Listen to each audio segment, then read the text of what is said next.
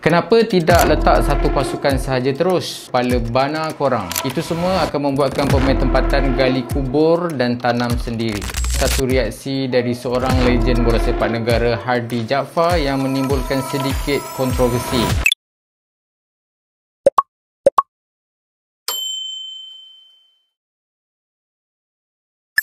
Sebagai bekas seorang pemain bola sepak profesional yang pernah berada di dalam industri lebih dari 10 tahun, kenyataan beliau bukan 100% salah. Ini kerana menyedari realiti kemampuan pemain tempatan untuk bersaing dengan pemain import. Posting beliau di laman FB ini cuma luahan rasa risau beliau terhadap bakat tempatan. Okey, kita mula dari awal. Kalau difikirkan secara logik, akal, peraturan baru ini adalah untuk menambah baikkan liga kita. Dari satu sudut yang positif, dengan adanya kehadiran pemain import bukan sahaja meningkatkan persaingan antara pasukan, malahan persaingan antara pemain juga turut meningkat. Dua faktor ini secara langsung dapat meningkatkan kualiti liga dan pemain pada masa yang singkat. Ini boleh meningkatkan tahap kompetitif di dalam liga kita yang semakin lama hanya didominasi satu pasukan sahaja. Tambahan juga, langkah ini dipercayai mampu menarik penyokong dan juga penaja dari kalangan negara Asia Tenggara untuk terlibat sama mewarnai kancah bola sepak tempatan.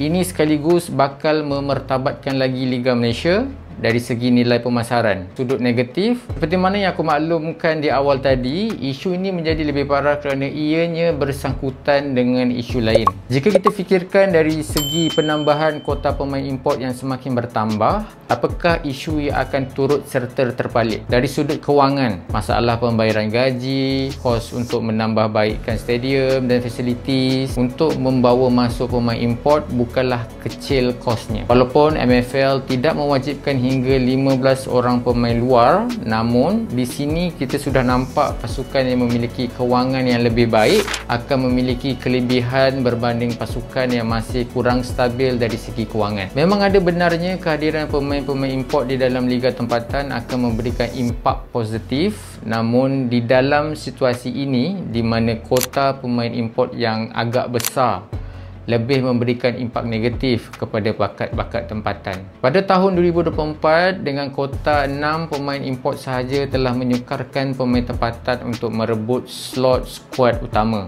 Oleh itu, jelas di sini pada musim hadapan pemain-pemain tempatan akan kurang mendapat minit bermain, sekaligus menyukarkan proses mengembangkan bakat mereka. Tahun ini kita sudah dikenalkan versi Harimau Malaya yang baru di mana standard pemain itu lebih tinggi untuk merebut skuad utama. Dengan platform yang semakin berkurang untuk pemain tempatan mengembangkan bakat mereka, adakah mustahil atau tidak untuk mereka mendapat tempat di dalam pasukan kebangsaan? Untuk penutup video kali ini, aku sendiri secara peribadi ada dua pendapat yang ingin dikongsi, iaitu di dalam situasi ini kita mengharapkan pemain tempatan mampu menanam sifat untuk terus gigih dan berusaha untuk membuktikan bakat anak-anak tempatan juga mampu bersaing dengan pemain import. Pada masa yang sama juga, kita berharap MFL dapat mencari solusi terbaik bagi memajukan Liga Malaysia pada masa yang sama, tidak mengetepikan bakat-bakat anak tempatan.